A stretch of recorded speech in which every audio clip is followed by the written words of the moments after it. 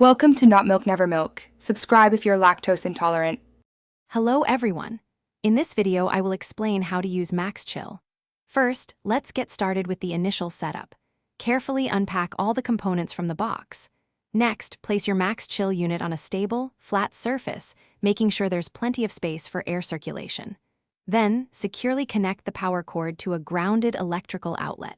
Finally, fill the water reservoir to the maximum fill line using distilled water for best results.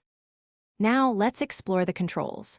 To begin, simply press the power button to turn your MaxChill unit on.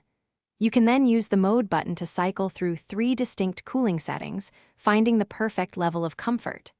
Adjust the fan speed with the dedicated fan control button, offering multiple airflow options. For convenience, set the timer for automatic shut-off, allowing up to 8 hours of continuous operation. To get the most out of your MaxChill, consider these tips. Position the unit in the center of your room for the most even air distribution. Always ensure that the air intake and output vents are completely unobstructed to maintain optimal airflow. For peak efficiency, remember to clean the air filter every 2 weeks. For an extra boost of cooling power, try adding a few ice cubes to the water reservoir. Proper care ensures your MaxChill lasts. Always unplug the unit before performing any cleaning or maintenance tasks. It's important to drain and clean the water reservoir weekly to prevent any mineral buildup or odors.